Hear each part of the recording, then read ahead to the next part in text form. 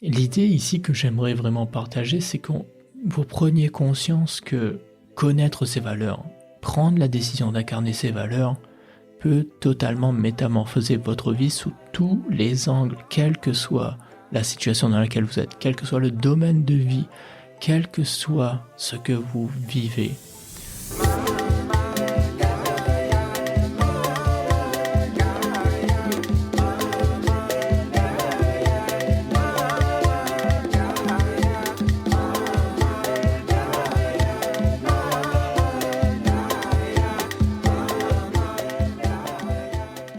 Que serait une vie guidée par l'harmonie?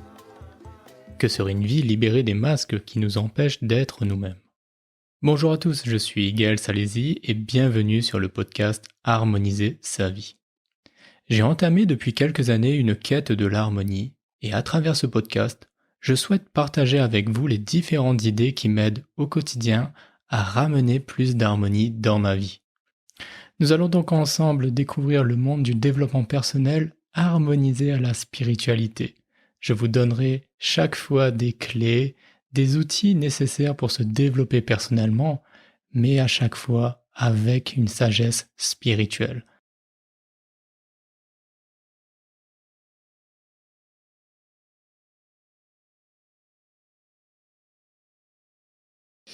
Et c'est parti pour un nouveau bilan de ces interviews d'incarner ses valeurs. L'idée, comme je l'ai dit depuis 2 épisodes, il est vraiment de vous amener un peu les points communs que j'ai pu déceler des différentes interviews et à travers justement ces différentes notions que je mets en avant, arriver au final à pouvoir créer une méthodologie qui permettrait à chacun d'incarner ses valeurs. Donc, j'aimerais vous partager un petit peu le process en ce moment, juste où je prends le temps de lister ce que je vois qui est commun à toutes les personnes que j'ai interviewées et ainsi arriver à quelque chose finalement où on peut déceler une méthodologie pour permettre à chacun d'incarner ses valeurs. Donc aujourd'hui, voyons encore 3 idées communes que j'ai retrouvées dans les podcasts. La première de ces idées, c'est la notion d'apprendre à écouter son corps. Clairement, principalement chez les femmes en fait, que j'ai interviewées, on l'a retrouvé cette idée de le corps nous parle. Et qu'il est super important d'écouter tous les signaux que notre corps nous donne tout au long de la journée. C'est forcément des ressentis physiques, émotionnels, mais aussi, moi j'inclus là-dedans nos pensées. C'est-à-dire que le type de pensée que l'on a est aussi une information. Les différents ressentis physiques que l'on a, si on se sent détendu ou s'il y a des tensions par exemple, s'il y a des douleurs ou au contraire on sent une énorme forme physique, ça va être des informations. Comment je me sens émotionnellement? Est-ce que j'ai l'impression d'être triste, d'être joyeux, d'être heureux, d'être frustré? Tout cela aussi, ce sont des informations. Apprendre à écouter son corps, pour moi, c'est réussir à prendre ces informations sans faire de jugement, sans porter de jugement, sans essayer d'interpréter ces informations. Prendre le temps d'écouter son corps, c'est comme si on regardait un tableau de bord avec des voyants qui vont nous dire est-ce que là, ce voyant il est vert, il est rouge, il est orange. En gros, est-ce que le voyant nous dit tout va bien ou est-ce que le voyant nous dit ah là, il y a quelque chose à changer. Comme le tableau de bord de votre voiture. Lorsque vous mettez le contact de votre voiture, il y a des informations qui vous sont données sur votre tableau de bord. Vous allez connaître votre jauge d'essence, par exemple. Vous allez savoir si est-ce que vous avez beaucoup d'essence ou pas. Vous allez voir est-ce que la pression de vos pneus elle est bien faite. Est-ce que le niveau d'huile il est bon? Est-ce que la température du moteur il est ok ou est-ce qu'il en surchauffe? Bref, vous allez avoir des informations sur votre tableau de bord de voiture. Écouter son corps, c'est exactement faire la même chose. C'est comme si on va regarder les différentes informations que notre corps va nous donner et en fonction de ces informations, on connaîtra notre état de santé, de bien-être. Et c'est super important, forcément. qu'est-ce que mieux que notre corps peut le faire? Et c'est vraiment là où je veux ramener en fait l'information. C'est que lorsqu'on pense à sa santé, à son bien-être, bien souvent on va se dire bah ok, il va falloir que j'aille chez le médecin qui va nous faire des prises de sang et à travers la prise de sang, il va pouvoir savoir si je vais pas bien ou pas. Oui, c'est très bien de le faire régulièrement. Il est important de faire des check-ups, ça je le reconnais et je vais pas vous dire que non, vous n'avez pas besoin de ça. Bien au contraire. Mais l'idée, c'est de savoir que on a la capacité de le faire soi-même, nous-mêmes. On est capable de savoir si on va bien ou pas. On est capable de le faire facilement. Ça nous demande juste d'écouter notre corps. Notre corps nous donne les informations. Lorsque l'on est malade, ben, on le sait en fait, forcément. Et tout cela, toutes ces informations-là, si on prend le temps de les avoir régulièrement, on peut alors modifier son comportement pour y arriver.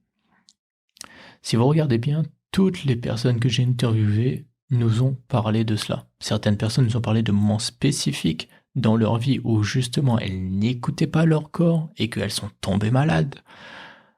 Il y a eu des personnes qui au contraire vous disent que aujourd'hui c'est ce qu'elles font. Je prends le cas par exemple de Laetitia qui a beaucoup parlé de cela, de elle, son corps lui parle. Véronique aussi nous a donné a beaucoup mis l'emphase sur cette notion que écouter son corps est important. Julie aussi nous en a parlé. C'est notre tableau de bord, comme je vous le dis. Mais l'idée, c'est de ne pas chercher à interpréter ce qui est dit. Parce que lorsque l'on interprète les informations que nous donne notre corps, on a tendance à tout de suite brouiller cette information, si je peux dire.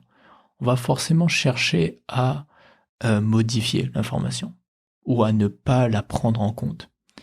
Parce que parfois, quand notre corps nous dit « tu dois te reposer aujourd'hui, tu es trop speed », donc on va ressentir de la fatigue.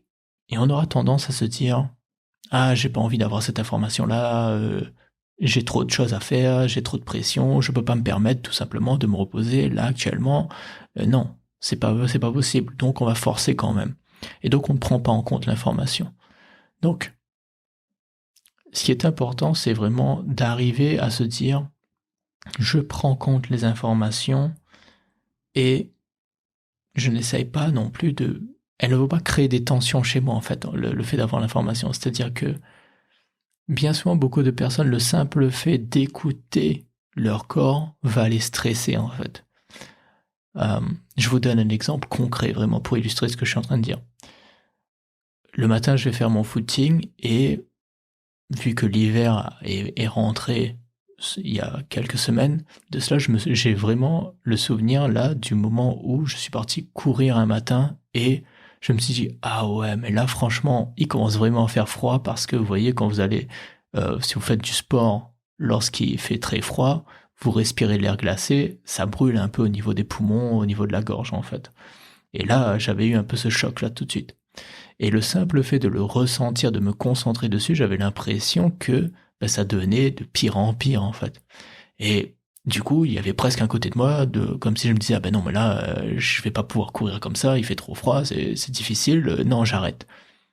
Et puis au bout d'un moment, je me suis tout simplement dit mais attends c'est normal, ton corps est en train de s'adapter à cet environnement-là.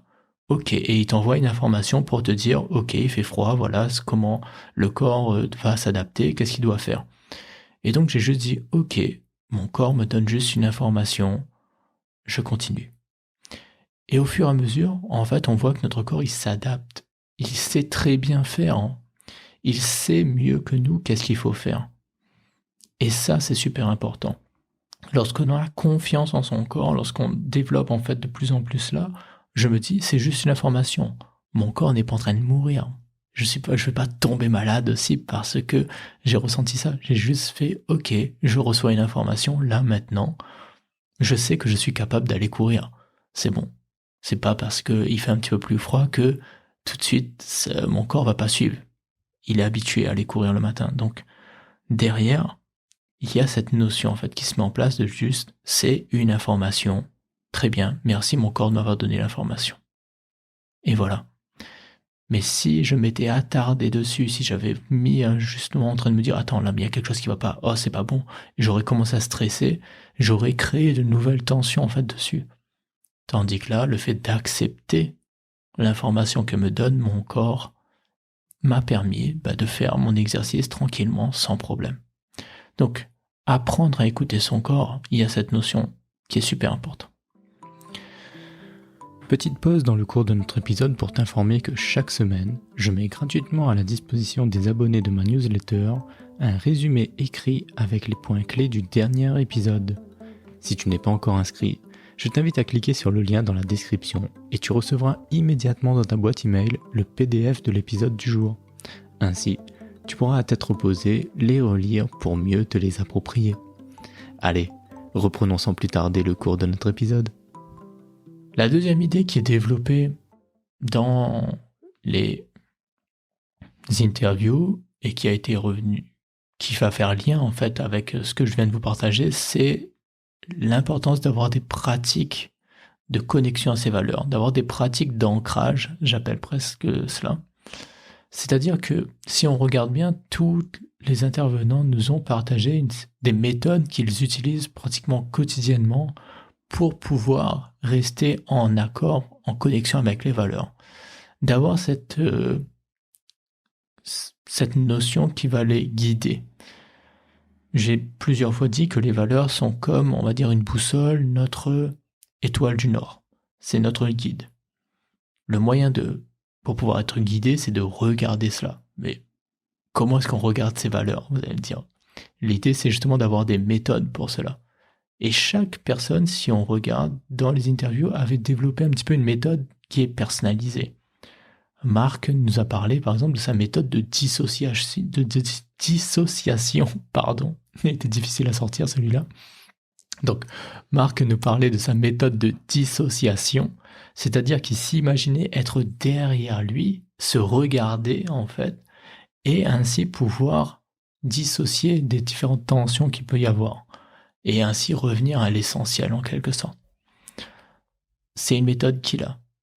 Thomas nous a parlé de voyager sans voyager, de prendre le temps en fait d'aller explorer son être, de juste en gros écouter son corps, était une forme de voyage.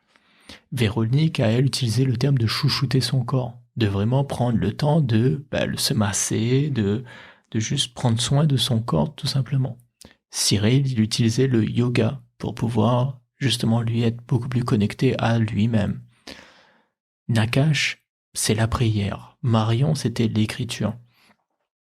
Si on voit, chaque intervenant a vraiment une méthode qui est importante pour lui et que cette pratique-là, elle est faite quotidiennement. Et je veux vraiment mettre l'accent là-dessus aujourd'hui. Il est important que vous ayez votre méthode et que vous la pratiquiez quotidiennement, au minimum.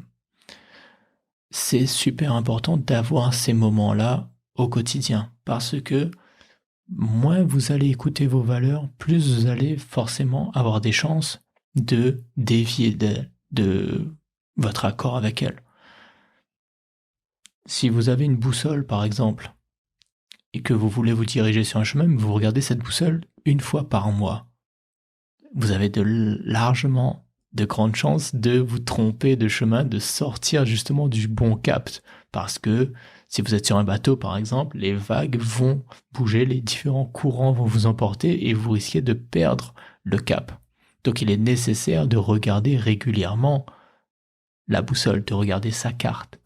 Quand vous êtes dans un nouveau lieu, je vous donne un exemple, pour quelqu'un qui part quelque part pour une première fois, qui utilise un GPS, vous regardez ou vous écoutez le GPS pratiquement toutes les 30 secondes. Régulièrement, vous jetez un œil pour savoir est-ce que vous êtes toujours sur le bon chemin. Eh bien, la pratique quotidienne de méthodes comme celle-là sont la même chose.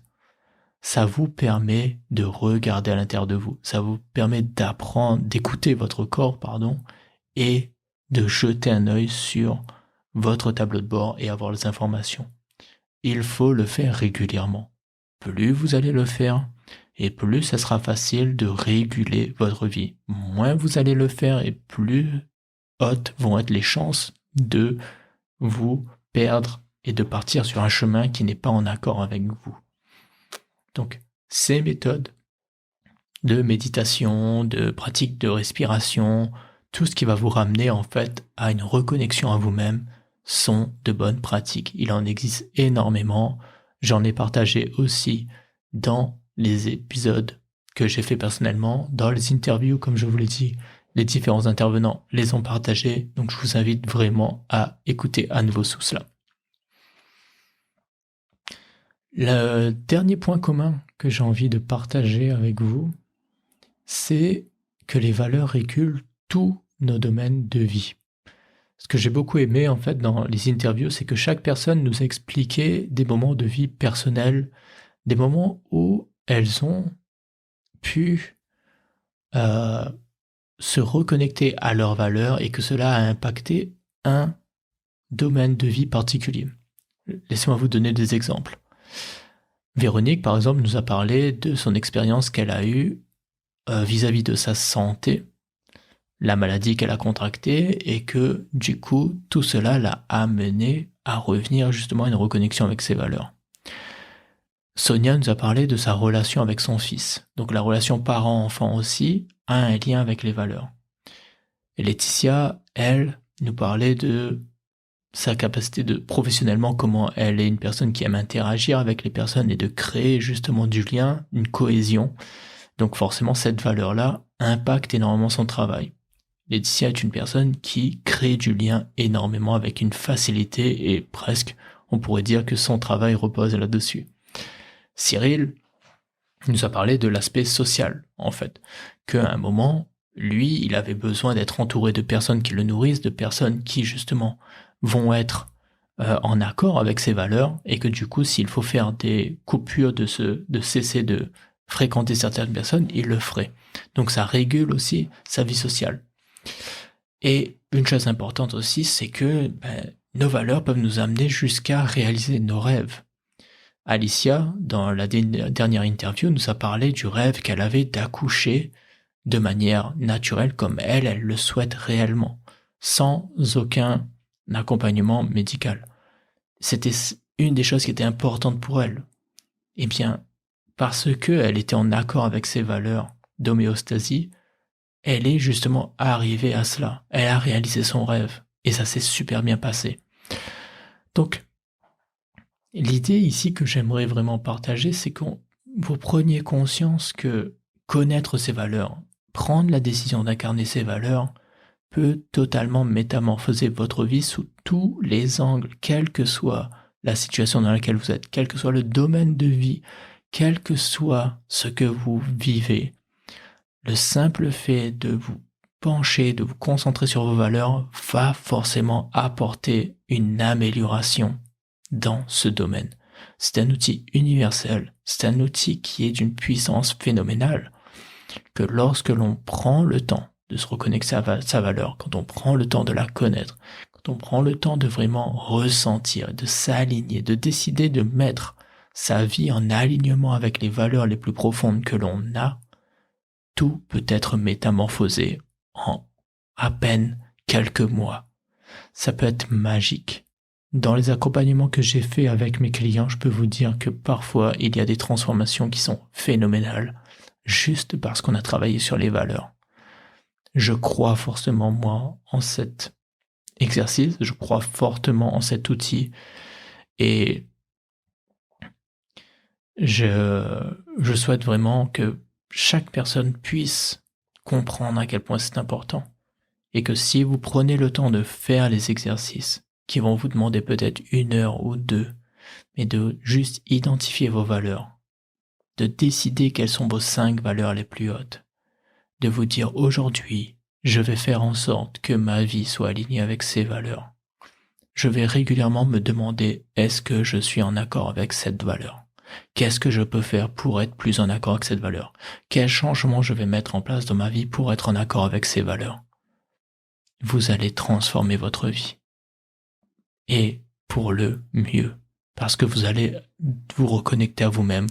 Vous allez revenir à qui vous êtes réellement. Et qu'est-ce qu'il y a de mieux que cela? il y a certaines pratiques, on va dire, spirituelles qui, et je dirais certaines, je dirais même toutes les pratiques spirituelles, ont cela pour but de nous dire qu'on doit revenir à la source, qu'on doit revenir à Dieu en quelque sorte. Mais qu'est-ce que ça pourrait être revenir à la source que juste être son véritable soi? Et si les valeurs peuvent nous guider vers cela, alors qu'est-ce qu'il y aurait de mieux à faire? Je crois fortement en fait en cette voie, et c'est ce que j'ai souhaité partager avec vous vraiment à travers ce thème, cette thématique d'incarner ses valeurs. Donc j'espère que cela vous parle, que ça a pu donner en fait à certains d'entre vous des idées, une volonté d'incarner ses valeurs, une volonté de se reconnecter et que ça a pu vous aider dans votre quotidien à avancer. Je vais conclure du coup cet épisode avec ces paroles. Je vous ai donné 3 idées qui sont communes aux différentes interviews que j'ai faites. La première qui était d'apprendre à écouter son corps. La deuxième d'avoir des pratiques d'ancrage et de connexion à ses valeurs. Et la troisième qui était que les valeurs régulent tous nos domaines de vie. Je vous souhaite à tous une merveilleuse journée. Prenez soin de vous, toujours dans la paix, dans la joie et dans l'harmonie. Et surtout, n'allez jamais à l'encontre de ce que vous dit votre cœur. Bye bye. Les mêmes gros moments, la cadeau, la vie, de l'eau pour nous boire, bardou avec la nuit.